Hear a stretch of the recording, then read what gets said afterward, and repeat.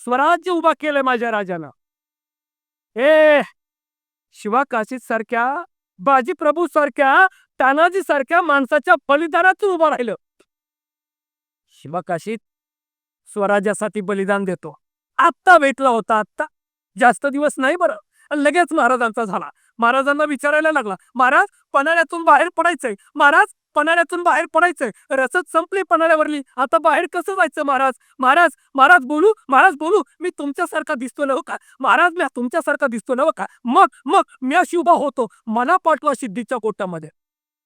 शिवाकाशीत म्हणतोय, मला पाठवा ना सिद्धीच्या गोटामध्ये, जाऊ द्या, मी येतो की स्वराज्याच्या कामी. शिवराजे बोलले, हे शिवा, माहितीये तुला तू कुठे जातोयस? अरे मरायला जातोयस, मरायला. अरे आनंदाला म्हणतोय, मला जाऊ द्या मरायचंय, मला जाऊ द्या मरायचंय. अरे मरायला जातोय, मरायला, माहितीये नवा, मरणार आहेस तू. शिवाकाशीचं उत्तर आहे तसंच होतं, होय की राज, मी मरणार आहे, मला माहितीये, पण शिवा नावी म्हणून नाही, छत्रपती म्हणून मरणार आहे, म्हणून जाऊ द्या राज. शिवाकाशीत गेला आणि इतिहासामध्ये अमर राहिला. किती जगलोत महत्वाचं नाही. शिवाकाशीत गेल्याच्या नंतर बातमी कळली शिवबा तिकडे शिवाकाशीत गेलाय. नंतर बातमी कळली राजाला बाजीप्रभू गेलाय. अरे शिवाकाशीच्या आईला कोणी सांगितलं का रे? शिवबाराजे मावळ्यांना विचारायला लागले. नाही ही राज, शिवाकाशीच्या आईला सांगण्याचं धाडस आमच्यात नाही राज. राज अख्ख्या मुलकात माहीत झालंय बघा शिवाकाशीत गेलाय म्हणून. राजा अख्ख्या मुलकात माहीत झालंय बघा शिवाकाशीत गेलाय म्हणून. पण राज शिवाकाशीच्या खुद आईला माहित नाही बघा तिचं पोर गेलंय म्हणून. कोणी नाही सांगितलं जी राज. कोणी बी सांगायचं धाडस करतच नाही बघा. मग म्या जातो की सांगायला. ए राजा बोलला, शिवबाराजे बोलले, मग म्या जातो की सांगायला. शिवाकाशीच्या आईला जाऊन सांगतो, ए ए माते, या स्वराज्यासाठी तुझा शिवा गेलाय, पण दुसरा तुझा हा शिवा जिवंत आहे, म्हणून मी त्या मातेचं सांत्वन करायला जातो. शिवबाराजे निघाले. सांत्वन करायचं शिवाकाशीच्या आईचं. शिवाकाशीच्या आईला माहित नाही आपलं पोर गेलंय म्हणून.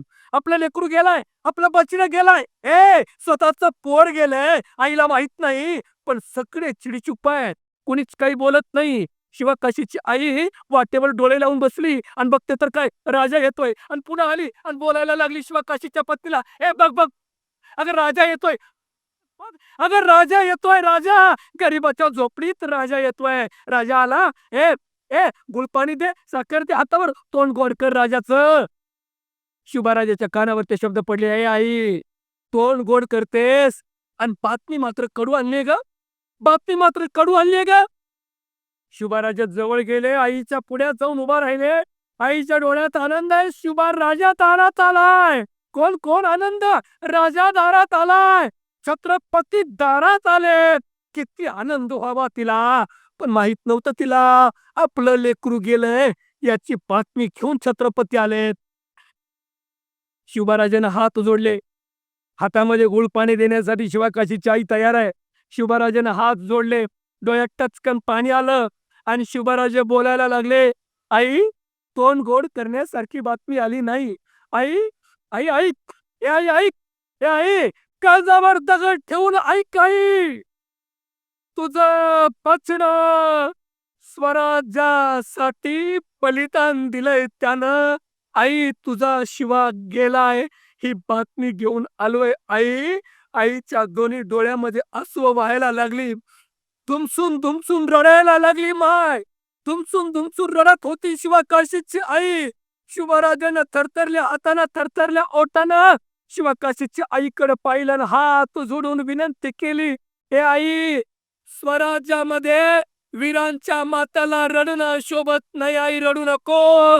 वीरांची माता आहेस ग तू, रडणं वीरांच्या मातेला शोभत नाही आई.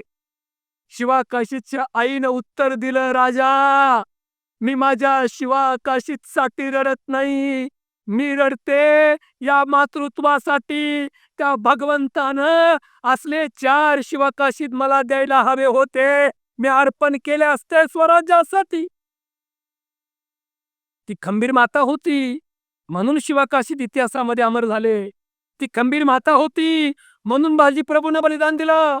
ते खंबीर माता होती म्हणून तानाजी बलिदान आहे तानाजीचं. आणि एका एका एका एका मावळ्याच्या बलिदानावर स्वराज्य उभं राहिलं.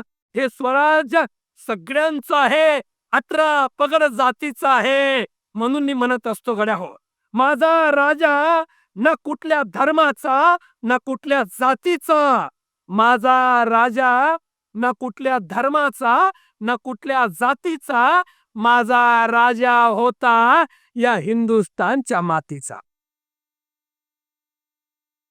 आणखीन काही दिवस जगला असता, आणखीन काही दिवस राहिला असता, तर माझ्या राजाचं आयुष्य जर शतकाच्या पार असतं, तर छाती ठोकपणे सांगतो गड्या, आज प्रत्येक शेतकऱ्याच्या घराला सोन्याचं धार असतं.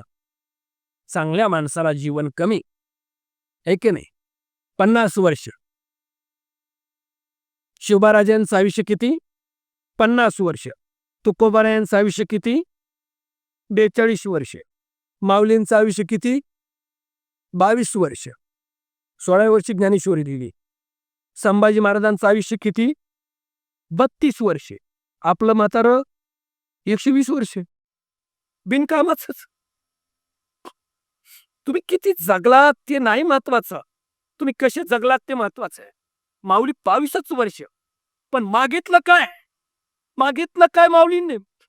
या जगात सगळ्याच कल्याण व्हावं. किती मागणं मोठे हो. जो जे वांशील तो ते लाहो, ज्याला ज्याला ज्याची हवंय की ते मिळू दे. दुश्मन कुणीच नाही. शिका, आज घेऊन जा घरी. दुश्मन कोणीच नाही, वाईट कोणीच नसतं. वाईट वृत्ती त्यांच्यामध्ये असते, ती जाऊ दे.